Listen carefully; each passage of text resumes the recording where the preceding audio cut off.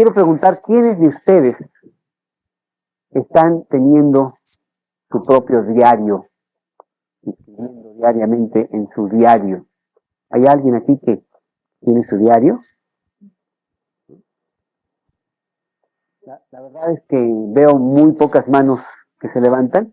Es una práctica maravillosa el que tú tengas tu propio diario y además que tú lo concuerdes con la palabra de Dios y con tus experiencias de la vida diaria. Te compras un cuaderno lo suficientemente grueso para que te dure unos meses y en tu lectura diaria tú lees lo que estás en ese momento pasando en la palabra de Dios y Dios te habla y te dice ciertas cosas.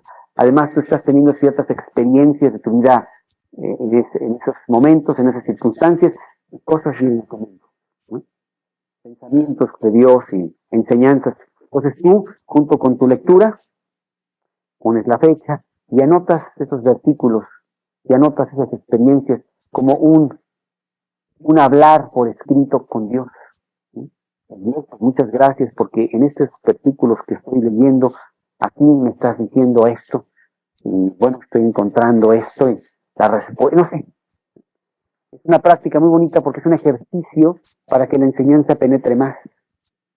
Y además con el tiempo puedes regresar a ver qué pasó en tu vida y vas viendo el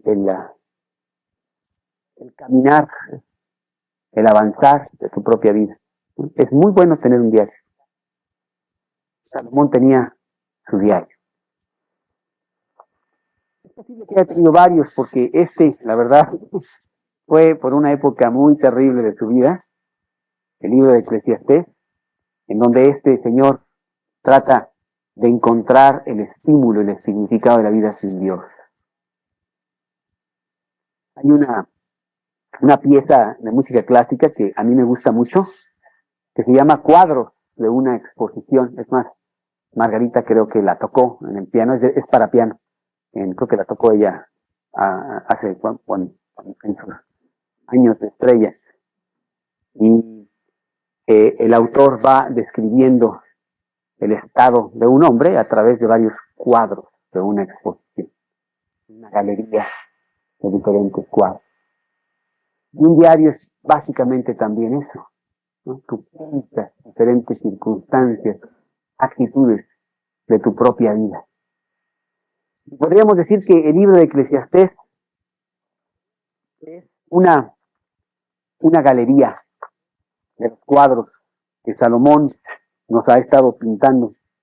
Déjame traer mis lentes. Poco a poco se me están oscureciendo.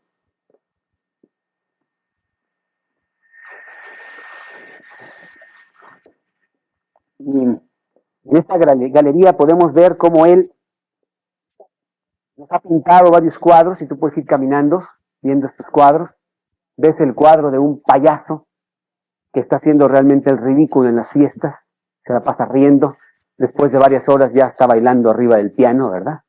Y haciendo muchas cosas. Y este cuadro lo vemos aquí en el capítulo 2 de Eclesiastés, en el versículo 1 y 2, cuando él mismo intenta ese camino para satisfacer su vacío.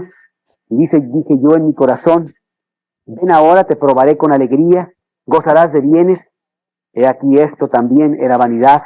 A la risa dije, enloqueces, y al placer, ¿de qué me sirve esto? O más adelante en este capítulo 2 vemos otro cuadro de el hombre diligente, de el hombre industrial que está edificando cosas para satisfacer su vida, está en proyectos. Versículo 4, engrandecí mis obras, edifiqué para mí casas, planté para mí viñas, me hice huertos y jardines, planté en ellos árboles de todo fruto, me hice estanques de aguas para regar de ellos el bosque donde crecían los árboles. Entonces vemos este cuadro de un hombre, Salomón, que está sudado, que está trabajando la tierra, que está haciendo muchas cosas para crear. Amontoné también plata y oro, a lo mejor era un financiero, ¿verdad? Que estaba en las bolsas de valores haciendo y tramando y consiguiendo financiamientos para grandes proyectos. Bueno, un proyecto muy grande que él tuvo fue la construcción del templo de Dios, ¿no? Proyecto que duró y nomás me acuerdo, 11 años en construir. La iglesia de Dios, el templo maravilloso de Salomón, en donde Dios le dio las especificaciones exactas de cómo construir esta grandiosa casa, ¿no? Y así, varios cuadros. Vemos en el capítulo 4, por ejemplo, en el versículo 1, otro de los cuadros de esta galería de su vida, en donde Salomón la hace de víctima, la víctima que ha sido abusada por las injusticias de la vida. ¿No? Me volví y vi todas las violencias que se hacen debajo del sol. He aquí las lágrimas de los oprimidos, sin tener quien los consuele. Y la fuerza estaba en la mano de sus opresores, y para ellos no había consolador. ¿No? Es otro de esos cuadros en donde él ve que es imposible realmente que haya justicia en la tierra. Vemos unos cuantos ricos, muchísimos pobres. O otro cuadro que podemos ver en esta galería es este viejo rey que tiene todo, tiene mucho poder, pero nunca aprendió a tener sabiduría. El rey viejo y necio. Versículo 4, capítulo 3, capítulo 4, versículo 13. Mejor es el muchacho pobre y sabio que el rey viejo y necio que no admite consejos. O en el capítulo 5 vemos otro cuadro de la persona fervientemente religiosa. Cuando fueres a la casa de Dios, guarda tu pie y acércate más para oír que para ofrecer el sacrificio de los necios, porque no sabes que hacen mal. Capítulo 5, versículo 10, el codicioso. El que ama el dinero no se saciará de dinero. El que ama el mucho tener no sacará fruto. También esto es vanidad. Y así vamos viendo diferentes cuadros, pero en el capítulo 6 vemos un cuadro que es bastante deprimente, un cuadro gris. Un cuadro en que invariablemente vamos a ver que es la admisión de la admisión de Salomón a que no ha podido con su vida, a pesar de todo lo que tiene, a pesar de todo lo que es, a pesar de su extensa sabiduría. Y esto es lo que vamos a ver hoy. Y empieza realmente dándonos la conclusión del capítulo, en el primer versículo. Nos dice cuán realista, no pesimista, realista es todo esto. Hay un mal que he visto debajo del cielo, muy común entre los hombres. Decíamos que Salomón está observando las cosas que están pasando en el mundo y va viendo cómo hay un común denominador por todos lados, cómo el hombre se comporta de cierta manera, no importa si es pobre, si es rico, si es creyente, si no es creyente, desde el punto de vista religioso, si es casado, si es soltero. Dice, hay un gran mal. Y además lo veo con mucha frecuencia, pasa todo el tiempo. Nos acordamos que la semana pasada hablamos de las riquezas. El mundo le pone mucho énfasis a las riquezas. Oh, si yo tuviera dinero, qué diferente sería todo. Yo sería muy feliz. Me iría a Cancún 5 días. Compraría este automóvil. Pagaría mi casa y compraría otra. No tendría las preocupaciones de ver cómo pago todas estas cosas este mes. Sería muy feliz. Pero encontramos que cuando vamos con las personas ricas, ellas no son ricas. Y esto lo dice en el versículo 2. Este gran mal que he visto debajo del cielo y muy común entre los hombres. El del hombre, a quien Dios da riquezas, bienes y honra. Tú me dirás, bueno, el mensaje de esta noche no es para mí. Tú no sabes las broncas que yo tengo en estos días con las finanzas. La verdad es que lejos de ser rico, soy bastante pobre y yo no tengo ni riquezas ni bienes. Honra, pues ahí entre unas cuantas personas nada más. Y eso no es cierto, porque de alguna manera, como las riquezas son relativas, a todos nos atañen.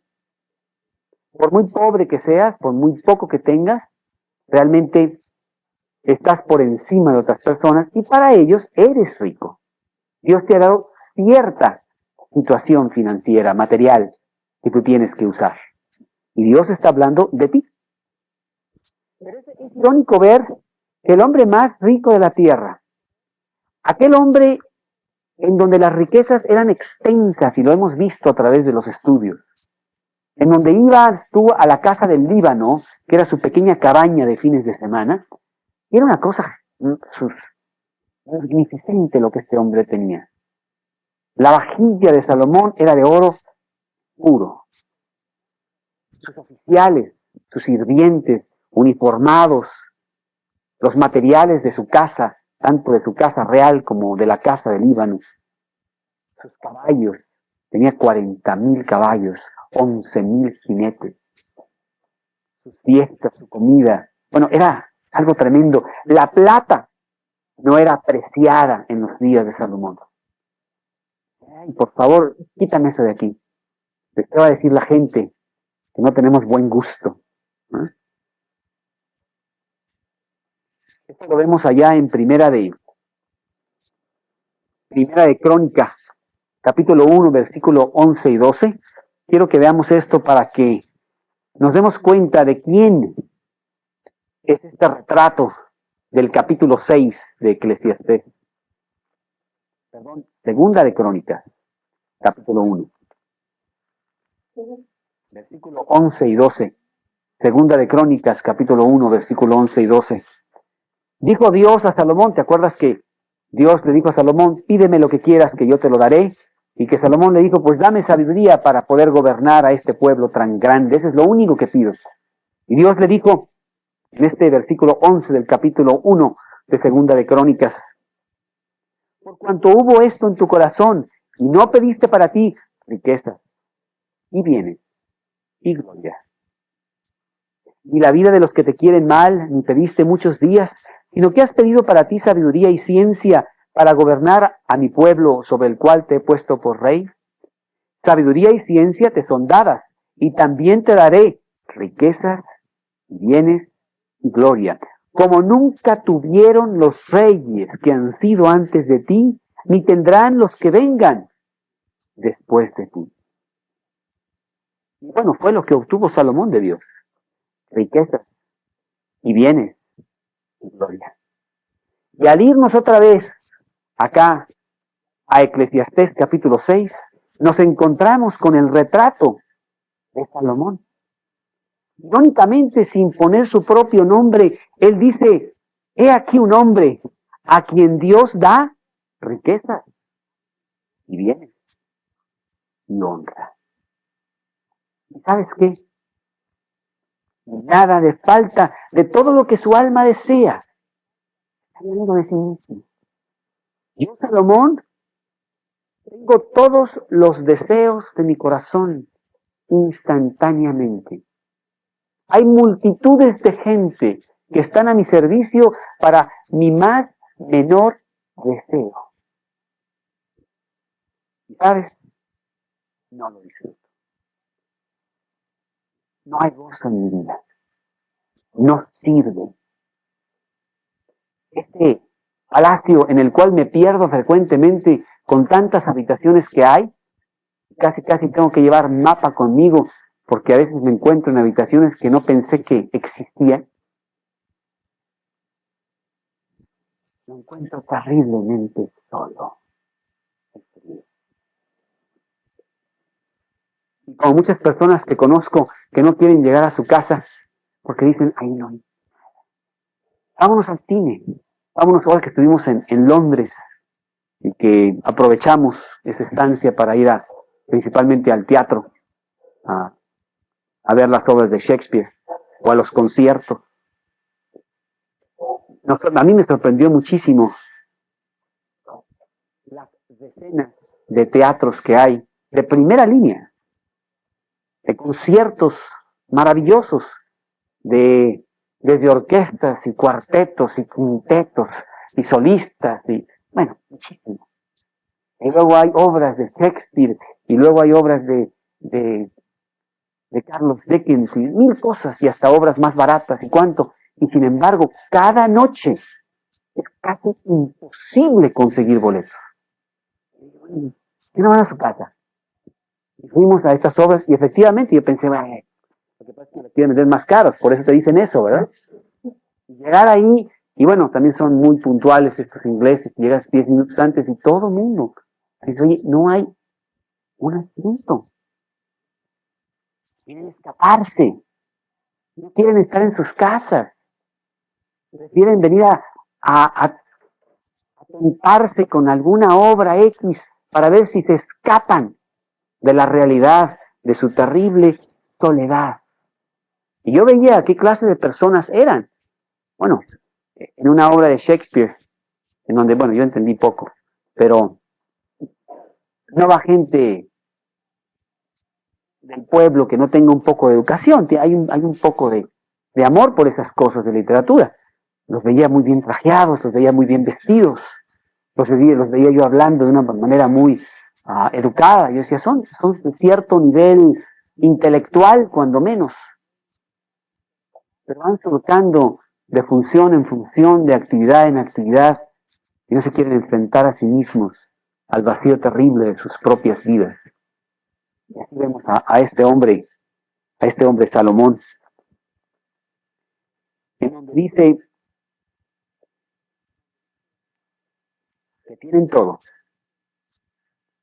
pero Dios no le da facultad de disfrutar de ello, sino que lo disfrutan los extraños. Esto es vanidad y mal doloroso. ¿Qué cuadro de este hombre que tiene todo, que realmente no tiene nada? Yo quiero preguntarte si tú estás verdaderamente disfrutando las cosas que Dios te ha dado. Y mira que tenemos muchísimo. El simple hecho de que esta noche hayas venido tú, sin que tuvieras que tener ayuda física, que hayas entrado con tus dos pies trabajando perfectamente y se hayan flexionado de cierta manera para sentarte, y tus pulmones están tomando todo el oxígeno pertinente para que tu cerebro se llene de sangre y puedas escuchar y pensar, ver y apreciar. Bueno, ya es una riqueza tremenda. Pero además viniste, por lo que veo, trajeado, con cierta ropa, inclusive de ciertos colores, porque además te pusiste ahí en los ojos ese color para que quedara bien con el suéter. ¿No? Y afuera te espera un automóvil, etcétera. Todo esto, pues es toda una riqueza. Y sin embargo, estás disfrutando todo eso. O vives en la angustia total de no tener aquello poco que no tienes, menospreciando todo lo que sí tienes. Y si tuvieras más, tendrías que ser como Salomón, que dice, tengo todo, ya no hay nada que no pueda yo desear. Yo creo que un grave problema en Israel, tenía 1000 mujeres, dice la Biblia, ¿no? Porque tenía todo, también mujeres. Un grave problema en Israel debió haber sido el día de su cumpleaños. ¿Qué le cuento de este tipo? Y ahí iba a Liverpool y decía, yo no sé qué le voy a comprar, ¿verdad? Bueno, voy al zoológico a comprar una víbora. No tiene muchas, tiene un zoológico, etcétera, ¿no? Tenía todo. Pero dice, pero no tengo el regalo de Dios de disfrutar todo ello. No puedo. No lo puedo disfrutar. Inclusive en el versículo 3, dice, aunque el hombre engendrare 100 hijos, viviere muchos años, y los días de su edad fueren numerosos, si su alma no se sació del bien, y también careció de sepultura, yo digo que un abortivo es mejor que él. En el Antiguo Testamento, una señal de gran bendición de Dios era el tener muchos hijos. Bueno, ahora es al revés, ¿verdad? Nadie quiere tener hijos, ¿no? Y si de repente dice, no, pues llegó, pero no más uno, ¿eh? No. Allá no, allá querían tener muchos. Y el que tenía más era el que más recibía las bendiciones de Dios. 12, 15, bueno. Y eso lo vemos acá en los Salmos, en Salmo 127, del 3 al 5, cómo se consideraba que la cantidad de hijos era una gran cosa. Salmo 127, del 3 al 5. He aquí, herencia de Jehová son los hijos, cosa de estima el fruto del vientre. Como saetas en manos del valiente, así son los hijos habidos en la juventud. Bienaventurado el hombre que llenó su aljaba de ellos. Dice Salomón, pues aunque tuvieras 100, y aún así los puedo disfrutar si no viene de Dios. Si tuviera también muchos años, si mi vida fuera muy, muy larga, que también era otra de las bendiciones, señal de bendición en el Antiguo Testamento, la llenura de años. Dice tampoco eso. Lo vemos, por ejemplo, en Génesis, capítulo 25, 7 y 8. Génesis, capítulo 25, 7 y 8.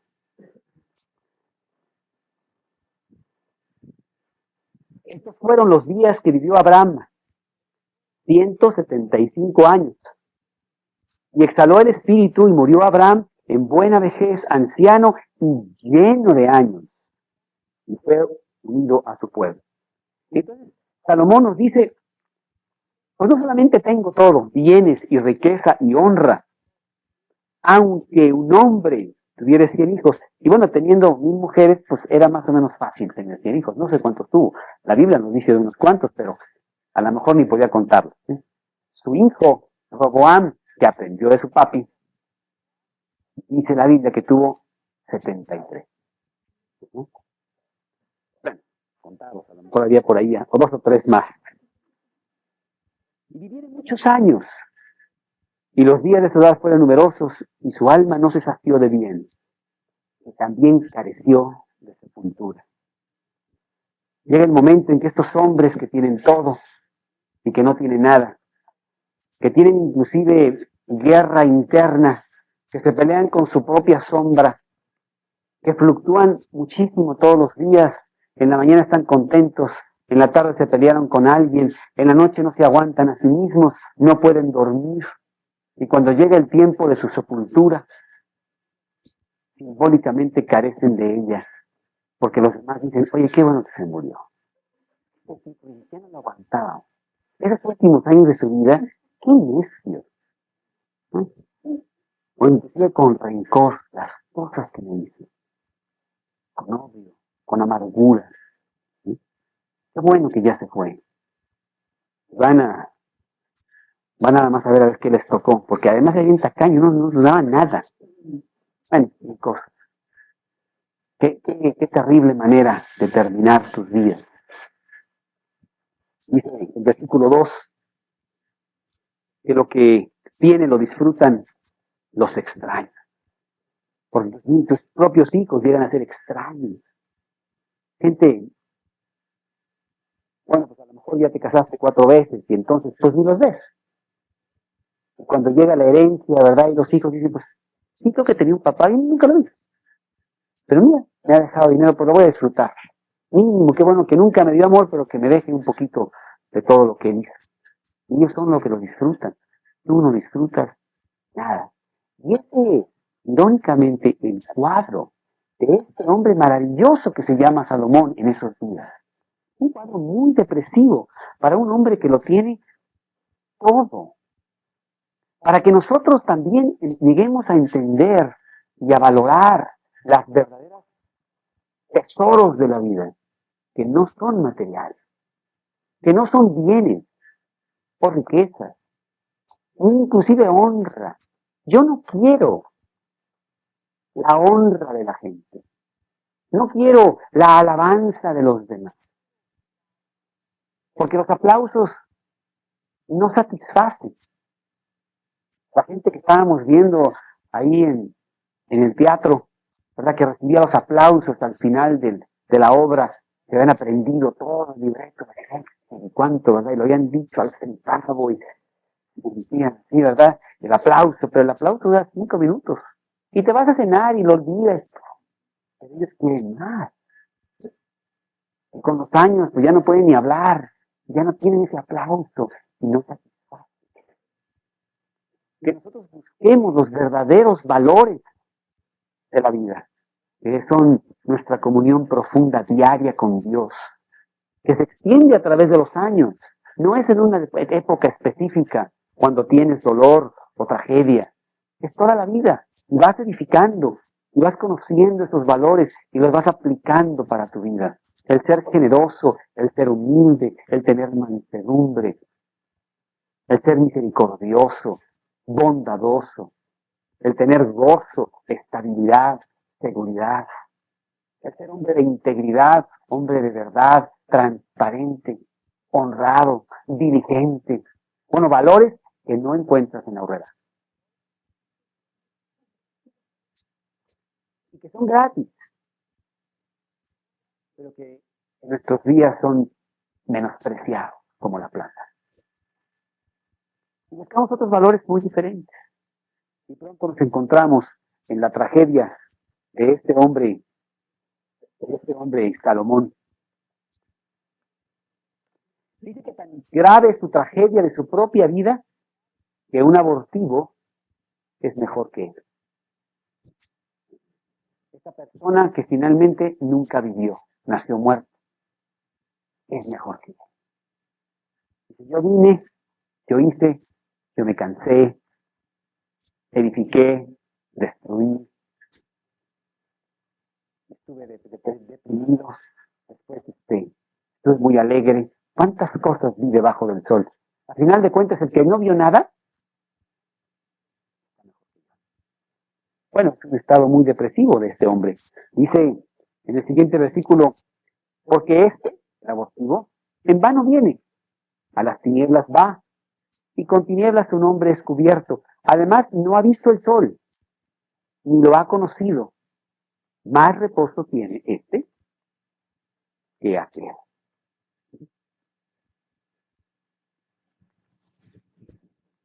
Llega a la conclusión Salomón, que dice, pues yo soy el rey, pero al final de cuentas voy a ir al mismo pozo, a donde va el más humilde, el más pobre de mis siervos.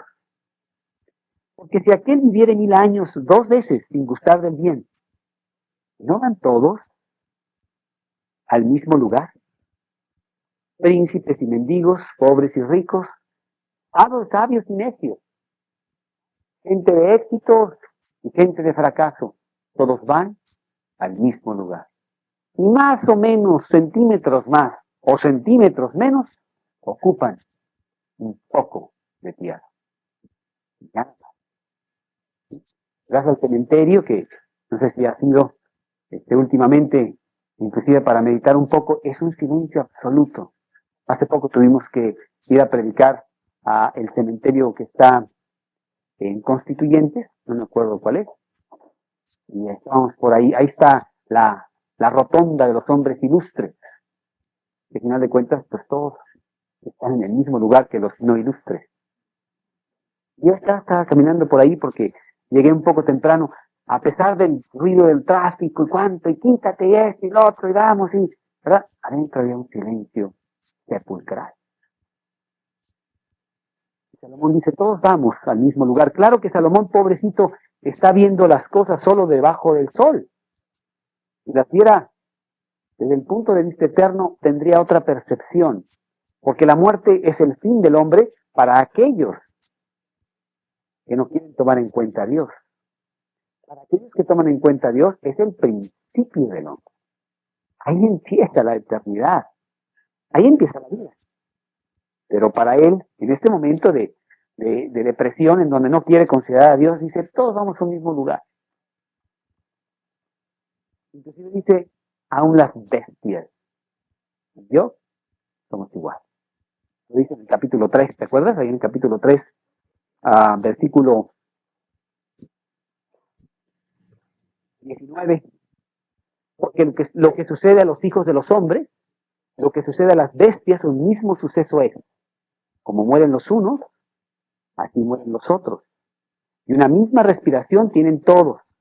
Y tiene el hombre más que la bestia, que todo es vanidad. Todo va al mismo lugar. Todo es hecho del polvo. Todo volverá al mismo polvo. ¿Sí?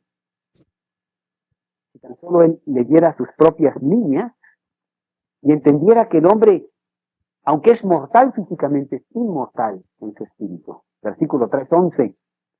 Todo lo hizo hermoso en su tiempo y ha puesto eternidad en el corazón de ellos, sin que alcance el hombre a entender la obra que ha hecho Dios desde el principio hasta el fin.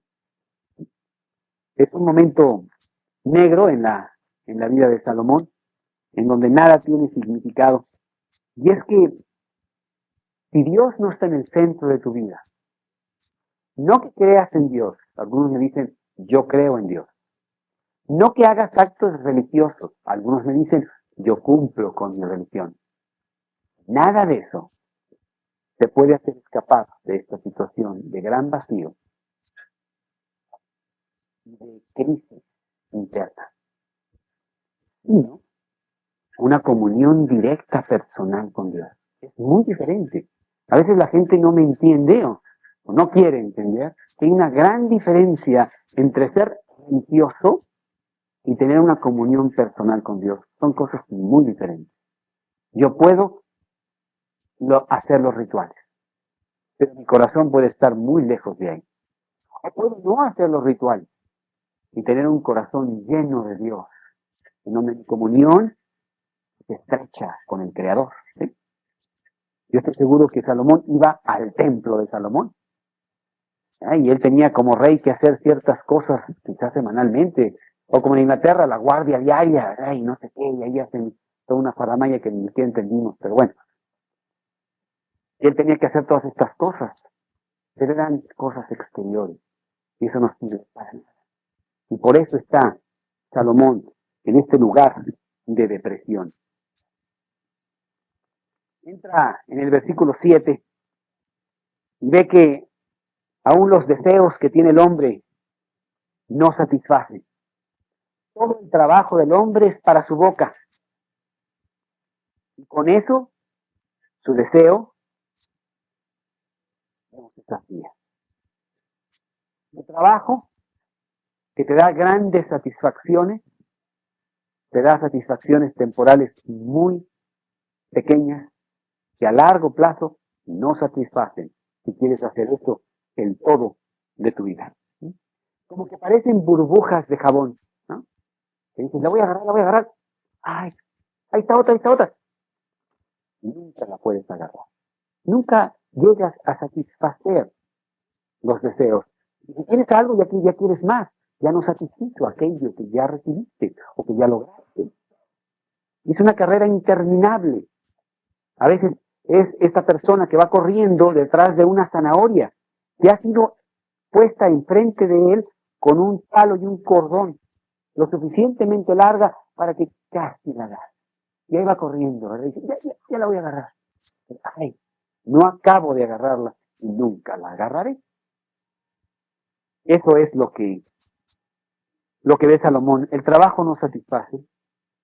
Y el versículo 8, la educación, el conocimiento, la inteligencia tampoco satisface. Porque ¿qué más tiene el sabio que el necio? ¿Qué más tiene el pobre que supo caminar entre los vivos? Rico o pobre, necio o inteligente, no podemos satisfacer nuestra alma, lo más profundo de nuestro ser, más que con Dios. Inténtalo. Y el hombre lo está intentando todo el tiempo. Pero el honesto dice, no lo he logrado. Cualquiera que sea la meta tuya, quiero ser número 1, y listo. Y después de muchos años lo logra y dices, no era esto, tendré que buscar otra cosa. Y finalmente, muy bien. Porque ninguna de las cosas de la tierra fueron hechas para satisfacer al hombre. No pueden satisfacer al hombre. Solo Dios puede satisfacer el interior del hombre. Y en esa sabiduría de Salomón, es tan sabio, que se ha vuelto necio. Ya no ve la claridad de los conceptos. Romanos capítulo 1, versículo, ¿cuál es? Romanos 1, versículo 22. Profesando ser sabios, se hicieron necios. Ese es el estado que tiene Salomón. Dice el versículo 9, más vale vista de ojos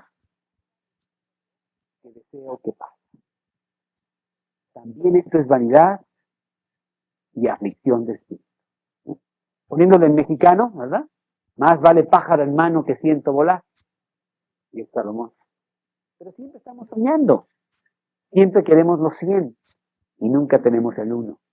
Porque ese 1 no satisface. Ya lo tengo, no me importa. Somos como el perro que tiene su filete, que al verse en el agua, lo suelta para agarrar a aquel que está en el agua que se ve más grande. Pero pierde el que tiene, porque era una ilusión. En el agua no hay nada. Era el reflejo de aquel que ya tenía. Como no estás aquí satisfecho con el que tenía, se seguirá igual. Sencillamente sin nada. También esto es vanidad y aflicción de espíritu. Y Salomón llega a algunas conclusiones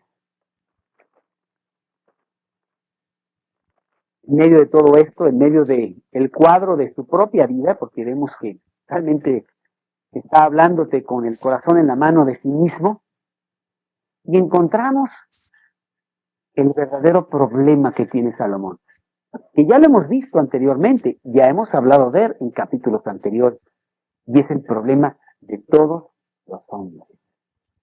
Dice del versículo 10 al versículo 12, pero el versículo 10 nos lo dice claramente.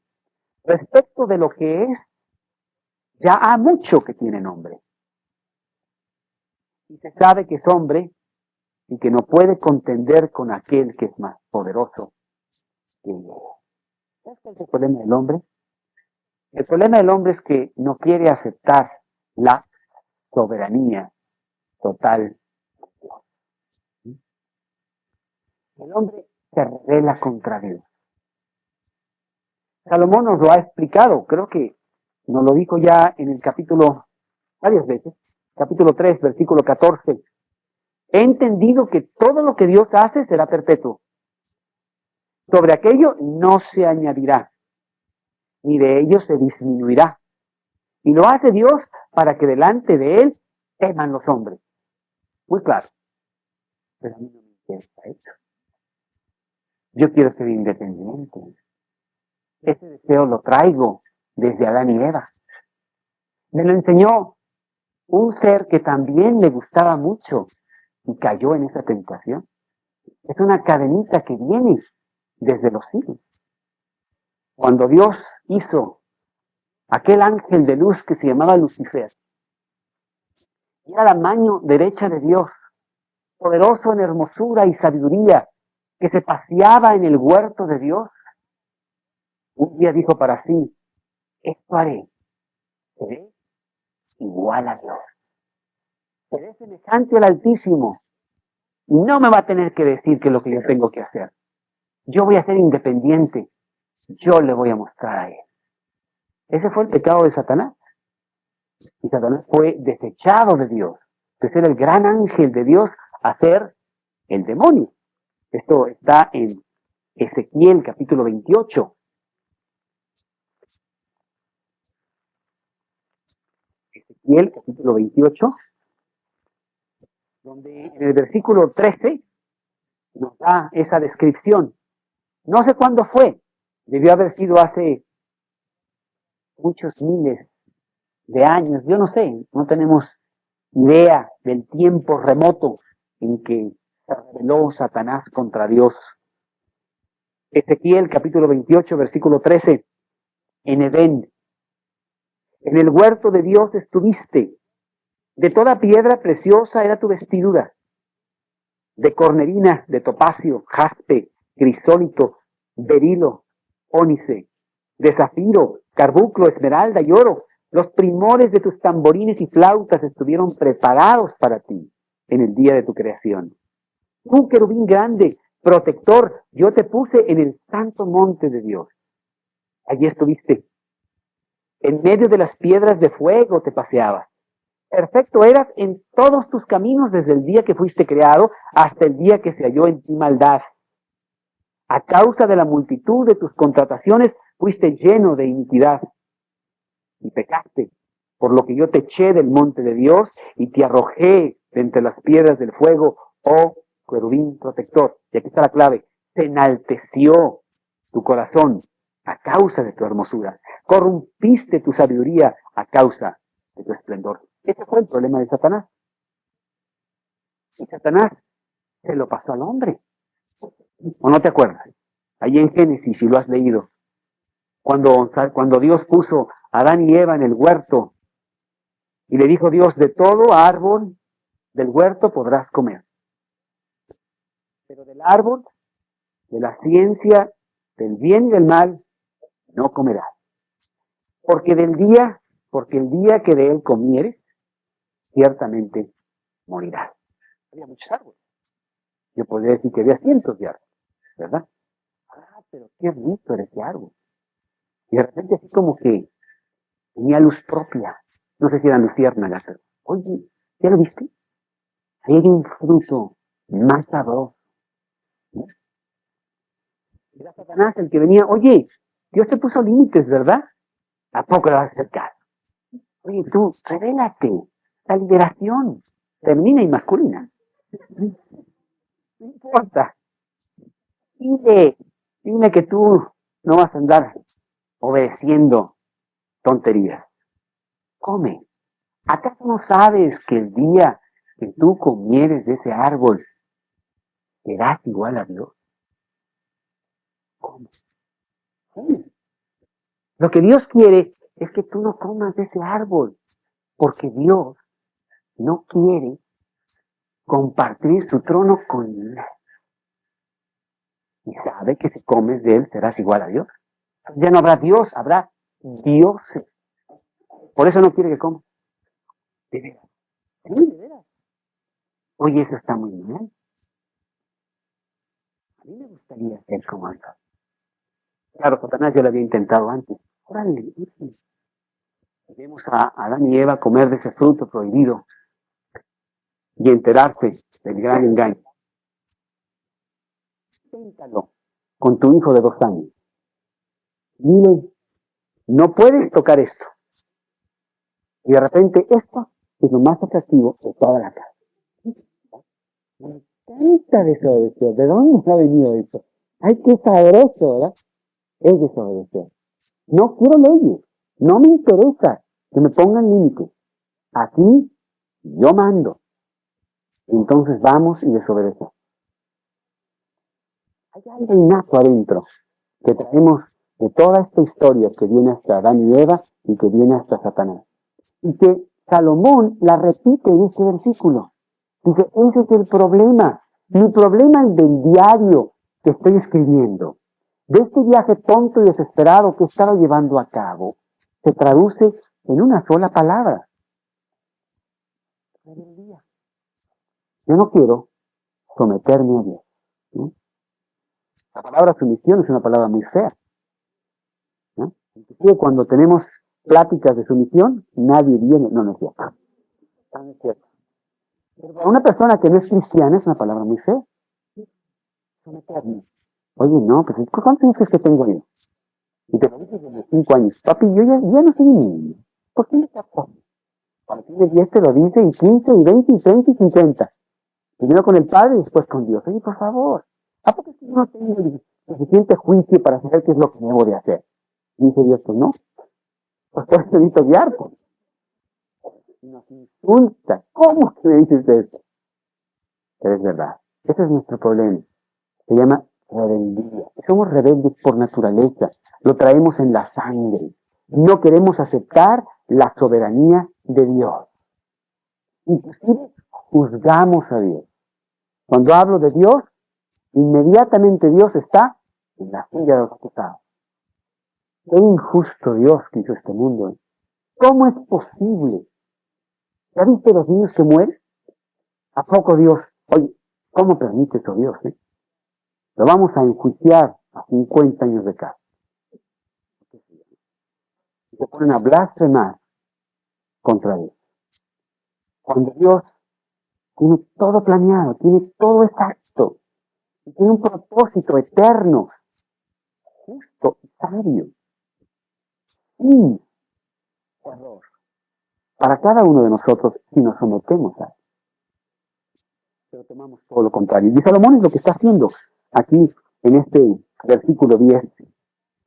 De alguna manera sale de su corazón que ese es su problema. No quiere aceptar la soberanía de Dios. No puede contender con lo inevitable. ¿Cómo que voy a morir? Yo no quiero morir. ¿Por qué hice todo este día? Tengo que encontrar la manera de saltarme esto. Pero dice, no puede contender con aquel que es más poderoso. Dios es soberano y el hombre no lo es. Isaías 45, del 9 al 12. Isaías 45, del 9 al 12.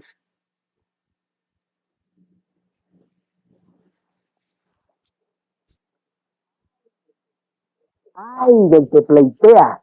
Dice el versículo, con su hacedor. El tiesto, el vaso, con los tiestos de la tierra, con los envases de la tierra. ¿Y el barro al que lo labra? ¿Qué haces?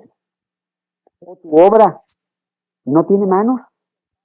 ¡Ay del que dice al padre, ¿por qué me engendraste? O a la madre, ¿por qué me diste a luz?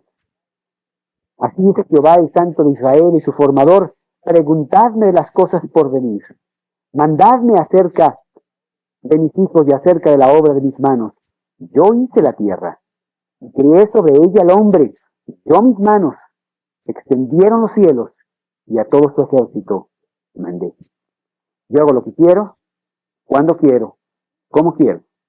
Y tú, Salomón, por muchas cosas que tengas, que yo te las di, no tienes nada que decir al respecto. No puedes parar mi voluntad. Salomón dice, hago lo que me da la gana, pero en eso no puedo. No puedo someter a Dios a que esté dentro de mi voluntad, sino que yo inevitablemente tengo que estar en la suya. Ese es el problema del hombre. Ese es el problema de Salomón. Ese es el problema de cada hombre en la tierra. Y por eso tenemos la bronca que tenemos, porque queremos ser independientes, dándole rienda suelta a nuestro orgullo, a nuestro egoísmo, a nuestra independencia de Dios. Cuando Dios nos hizo en un diseño totalmente diferente, Dios nos hizo para someternos a Dios. Ese fue el diseño original. ¿Sí? Rompemos el diseño y la máquina no funciona. Y decimos, ay, fíjate que me falta algo, ¿eh? No encuentro todavía esa piececita que me falta. Y te falta Dios. Porque lo has quitado de tu vida al querer ser independiente.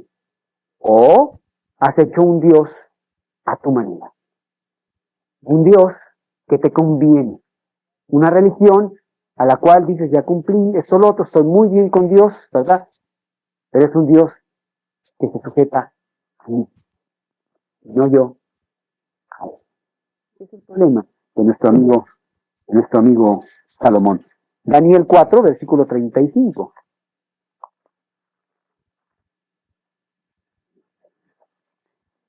Daniel 4, versículo 35. Donde dice Nabucodonosor, todos los habitantes de la tierra son considerados como nada. Y él hace su voluntad en el ejército del cielo y en los habitantes de la tierra, y no hay quien detenga su mano ni le diga, ¿qué haces? Aunque con la boca lo hacemos todo el tiempo, ¿no? Cuando estamos hablando con las personas acerca de lo que dice la Biblia, empiezan los argumentos y bueno, no, yo esto y lo otro, yo pienso, yo creo, yo estimo, yo. Pobre Dios, está un poquito mal. Déjame explicarte las cosas bien. En lugar de decir, bueno, oye, ¿qué dice Dios? Yo lo hago, no tengo ni qué preguntar. No puedo ni siquiera hacer eso. Romanos capítulo 9.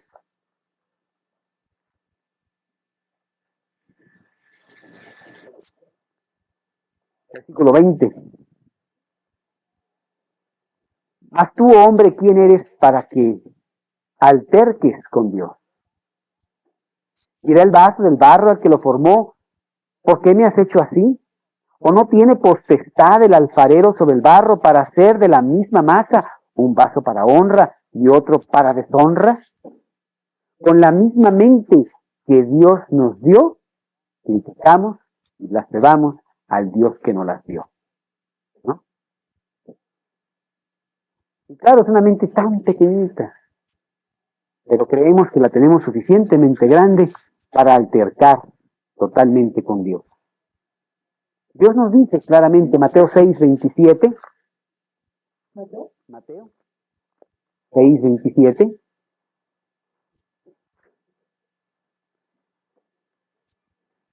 ¿y quién de vosotros, por mucho que se afane, podrá añadir a su estatura un codo? No podemos hacerlo más sencillo. ¿Sí? Bueno, ahora ya puedo cambiar el color de mis ojos con la alta tecnología que yo tengo, ¿verdad? Pero es una cosita que se rompe. No puedo cambiar el color de mis ojos. No puedo cambiar la complexión que traigo ni hacerme más alto. Esto tan aburrido. El sermón que se opciona a jugar al ajedrez. No es cierto. Eclesiastés 8:8.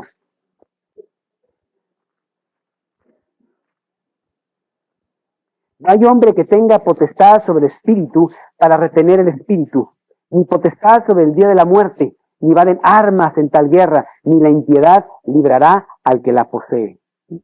Trata de añadir un minuto al día de tu muerte. Trata de comprar un día más en tu existencia. Trata de encontrar la fuente de la juventud. ¿Te acuerdas que todo el mundo la ha estado buscando?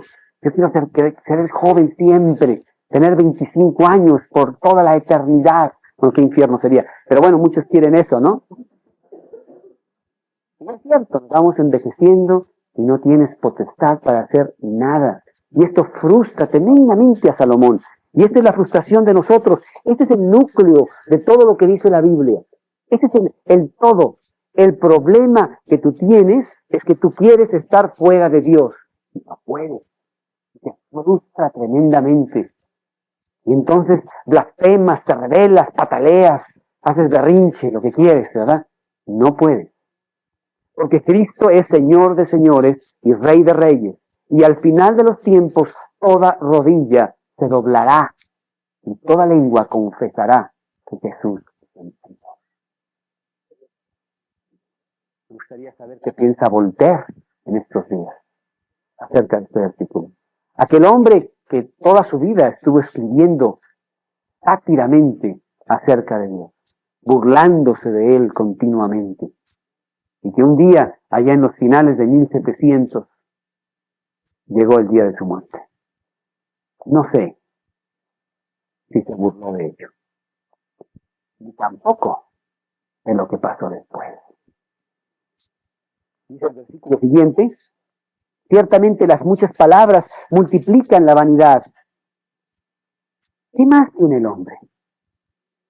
Soñamos, nos embriagamos con muchas palabras y luego no las creemos. Vivimos en sueños. Y empiezan las preguntas que Salomón no se puede contestar, precisamente por no querer aceptar la soberanía de Dios. Versículo 12, porque ¿quién sabe cuál es el bien del hombre en la vida? Todos los días de la vida de su vanidad, los cuales él pasa como sombra. ¿Alguien me puede decir para qué es esta vida? ¿Quién sabe para qué son todos estos días? Que además pasan rapidísimo. No sé si te das cuenta que a medida que avanza la vida, tú dices, ¿qué pasó? Ya se fue el día de hoy, ya se fue este mes, ya se fue este año, ya se fue esta década. ¿Dónde estoy? Va muy rápido todo.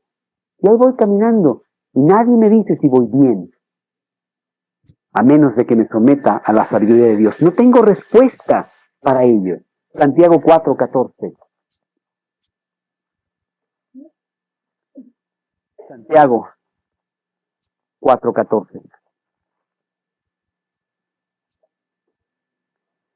Cuando no sabéis lo que será mañana, porque ¿qué es vuestra vida? Ciertamente es neblina que se aparece por un poco de tiempo y luego se desvanece. No hay quien me conteste esa pregunta. Va muy rápido, pasa rápidamente. Y hay otra pregunta que se hace Salomón aquí en este versículo 6, al final del capítulo. Porque ¿quién enseñará al hombre qué será después de él? Debajo del sol. No, imposible de contestar esa pregunta. ¿Debajo del sol? No, olvídalo. Arriba del sol sí, ¿eh? Yo te enseño lo que hay después de la muerte del hombre. Hay cosas maravillosas o terribles. La Biblia dice que el hombre rebelde, independiente de Dios, que no quiere nada con Dios, tendrá que pasar la eternidad también sin Dios. Dios hizo al hombre a su imagen y semejanza para pasar la eternidad con Él y disfrutar todo lo que Dios tiene y todo lo que Dios es con el hombre. Y se somete a Dios. Si no se somete a Dios, estará también independiente de Dios en la eternidad. Independiente entre comillas, porque nadie está fuera de la soberanía de Dios. Me dicen que el infierno no existe. Carlos, por favor, no hables del infierno. Dios no es cruel. ¿Cómo es que va a castigar Dios? Pero mira, lo siento. Basado en la soberanía de Dios y en someterme a lo que Dios dice, la Biblia habla claramente de un lugar que se llama el infierno. Un lugar en donde pasará toda la eternidad sufriendo de la presencia de Dios ese ser que quiso ser independiente de él, que se llama Satanás. Porque Satanás no es el rey del infierno. Satanás sufrirá en el infierno, como nadie. Y sus ángeles con él. Y todo aquel que le sigue, que quiere tener esa independencia de Dios. Y por otro lado, toda aquella persona que se quiere someter a él, voluntariamente, rompiendo su rebeldía innata, viniendo a Dios humildemente para que conduzca su vida, recibirá también ese premio en la eternidad de eterna sumisión y de eterno compartimiento con Él, que se llama el cielo. Y se nos lo escribe allá en Apocalipsis, capítulo 22. Dos lugares en donde sí podemos contestar esta pregunta con fuerza. ¿Quién enseñará al hombre qué será después de él? Debajo del sol no sé, arriba del sol sí sé. El hombre va, después de la muerte, inmediatamente a un lugar que se llama el cielo, se aceptó a Cristo en su corazón en total sumisión a Él. O al infierno, y determinó seguir su propia voluntad, tener sus propios dioses, independiente del Dios verdadero. Dos lugares, no hay otro. No hay limbo, no hay purgatorio, no hay otro lugar. E inclusive no hay una segunda oportunidad, dice Dios. En esta vida determinas tu eternidad. ¿Qué quieres hacer con tu eternidad? ¿Quieres estar en sumisión a Dios? En aquel. ¿Quieres estar independiente de Dios? También te lo concedo por toda la eternidad. En esta vida tú tomas esa decisión. No hay reencarnación, dice la Biblia. Ni tampoco hay una segunda oportunidad. Hebreos, capítulo 9, versículo 27. 27. De la manera que está establecido para los hombres, que mueran una sola vez. Y después de esto, el juicio. Eso es lo que dice Dios.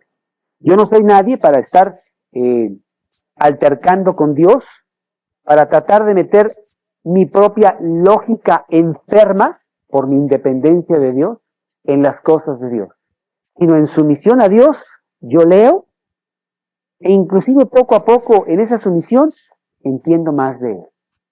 Y entiendo que Él tiene un cielo y Él tiene un infierno. Y que el cielo es gratis. Que no tengo que comprarlo. Que no es cuestión de ser bueno, porque no soy bueno. Al contrario, soy rebelde, independiente de Dios. No quiero nada de Dios. La carne es enemistad contra Dios. No quiere seguir a Dios, ni tampoco puede, dice un versículo en Romanos. Y eso es lo que yo soy. Mas si yo me someto a la soberanía de Dios, Él tiene cosas grandes y ocultas que yo no conozco, que me enseña aquí en la tierra, y después de esto, un cielo mejor, porque el cielo es una tierra. La tierra es un cielo pequeño para todo aquel que se somete a Dios. Bueno, Salomón no quiso entender todo esto. Con tanta sabiduría se hizo bolas, profesando ser sabio se hizo necio, y al final de este capítulo 6 nos deja inconclusos. Salomón, si tú eres el hombre más sabio de la tierra, contéstame estas preguntas. Son tan sencillas. Para el cristiano, las respuestas de la vida son muy sencillas. Porque Dios da entendimiento a los humildes y oscurece la mente de los soberbios, dice Dios. En esta noche yo quiero preguntarte cuál es tu actitud hacia Dios. Si realmente tú estás dispuesto, como decía Adrián, a darle el señorío de tu vida a Dios. Dios, yo no entiendo todo. Lejos de eso, mi mente es tan pequeña, tan insignificante, pero suficiente para someterme a ti. Y en esa sumisión, empezar a ver la vida abundante y preciosa que Dios tiene. En fe, empezar a caminar con Él y ver toda su obra, con toda su extensión, que sin tener toda la gloria, toda la riqueza y toda la honra de Salomón, disfruto más las cosas que tengo que lo que disfrutó Salomón. Y en los últimos 18 años de mi vida como cristiano, yo puedo atestiguar de que sí existe la vida abundante en Cristo aquí en la tierra. De que la felicidad sí se puede obtener. No es algo que solamente es un sueño de esperanza para mantener al hombre respirando y viviendo unos minutos más, sino que es algo que sí se puede obtener, porque Cristo lo da. Y te entregas a Él por fe, porque Él quiere que lo hagas por fe. Y después Él te va enseñando todo eso. Y después de la muerte, la vida eterna, el cielo. ¿Cómo está tu actitud en todo esto? ¿Te revelas ante todo esto diciendo, pues, no, yo no puedo aceptar esto, mi mente inteligente y grandiosa no puede agarrar esta sencillez y ridiculez del Evangelio? Es demasiado sencillo, demasiado tonto para mí. Bueno, ya Pablo contesta esto a los corintios, que eran gente muy sabia y que decían que el Evangelio era también así muy tonto y muy ridículo. Y en 1 Corintios capítulo 1, dice en el versículo 18, la palabra de la cruz es locura a los que se pierden. Pero a los que se salvan, estos a nosotros es poder de Dios. Versículo 20, ¿dónde está el sabio? ¿Dónde está el escriba? ¿Dónde está el disputador de este siglo? ¿No ha enloquecido Dios la sabiduría del mundo? Pues ya que en la sabiduría de Dios, el mundo no conoció a Dios mediante la sabiduría, agradó a Dios salvar a los creyentes por la locura de la predicación. Como Festo le dijo a Pablo, Pablo, estás loco, las muchas letras te han vuelto loco. Y Pablo decía, qué grandiosa es mi locura, porque Dios está en mi corazón. Ojalá y tú en esta noche entregues totalmente tu corazón a Cristo. Quizás tú eres una persona que ha decidido tener a Cristo como el Salvador de su vida, que ha hecho una oración conmigo o aquí o con alguien de una de las personas de aquí y que ha dicho, yo voy a seguir a Cristo, pero que no has hecho nada. Que ha sido solamente un sueño, palabras que finalmente nunca llegaron a nada, no hubo acción. Y que esta noche tú digas, yo no quiero eso porque además no me está conduciendo a nada. ¿De qué me sirve seguir mi mente inteligente con toda su lógica y ser totalmente infeliz? Prefiero ser ignorante, tener la locura de la predicación, ser un hombre feliz, contento, seguro, con la vida eterna en mi mano. Yo te estimulo a ti a que agarres tu mente y la tires a la basura. No que no la vayamos a usar, al contrario, con Cristo, Él la vuelve a agarrar, le quita todas esas tonterías que anda por ahí, y la pone a funcionar bien, para que empezamos a entender todo lo que dice este grandioso evangelio de Dios. Que los hombres más sabios son aquellos que se entregaron a Cristo. Empezando por el apóstol Pablo, que es una grandiosa mente intelectual maravillosa que Cristo iluminó con toda su sabiduría por su humillación. Entrégate a Cristo. Dile de una vez por todas mis broncas, todos mis problemas, todas mis dudas, ya no me importa. Yo necesito una vida nueva. Necesito que Cristo me dé ese gozo, esa paz que yo no tengo, que el mundo ofrece y que no da. Y por fin que empieces a caminar con Cristo, pero en serio. No que vengas a la iglesita de los jueves, con una carita piadosa, y salgas de aquí el resto de la semana sin importarte lo que dice, sin importarte lo que dice Dios, sino que realmente sea el Señor de tu vida, que te rijas por sus principios, aunque no los entendamos, que ciertamente te da entendimiento de Él con un tiempo, Que tú le digas, yo quiero, Señor, que seas el Señor de mi vida. Eso lo hice yo hace 18 años, la más maravillosa decisión que he hecho en mi vida. Lo mejor que me pudo haber pasado. Tengo la certeza de la vida eterna y estoy disfrutando una vida abundante, no sin problemas, pero ciertamente una vida abundante aquí en la tierra, con esta guía maravillosa de la palabra de Dios. ¿Cómo nos envidiaría Salomón si viera nuestra vida cristiana? Y diría, te cambio mi reino por lo que te pido. Después de todo, nunca me sirvió para nada. Vamos a hacer una pequeña oración. Yo te estimulo a que tú conmigo en silencio, que las palabras penetren a lo más profundo de tu corazón y que le digas a Cristo que sea el Señor de tu vida. Que sean palabras sinceras que nacen allá desde el más profundo, no huecas que mañana se olviden, sino que mañana se reafirmen y pasado, y el mes que entra, y dentro de un año, y dentro de 10. Dios, yo quiero que seas el dueño total de mi vida, todo lo que tengo, todo lo que soy. Y desde ahora en adelante voy a obedecer tu palabra. No quiero ser independiente. No quiero ser rebelde a tus indicaciones. Vamos a orar y dile a Cristo que sea el Señor de tu vida.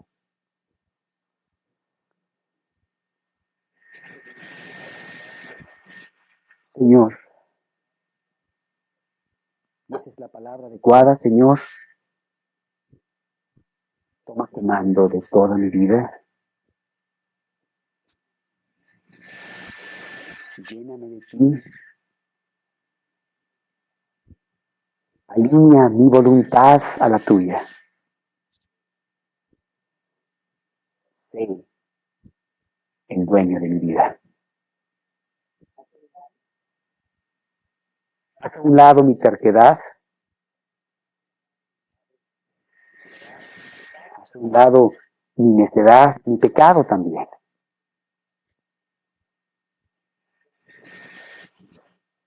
Y enséñame a ser un cristiano.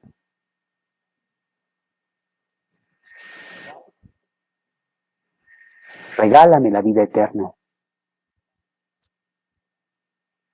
Dame la vida abundante que tú prometes en tu vida.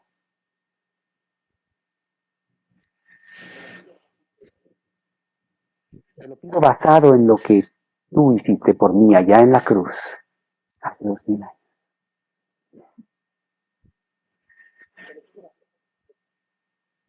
Te lo pido basado en las promesas de tu Biblia.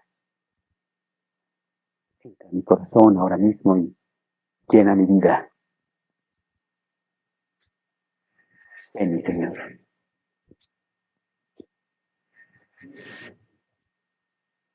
Te lo pido en el nombre de Cristo Jesús.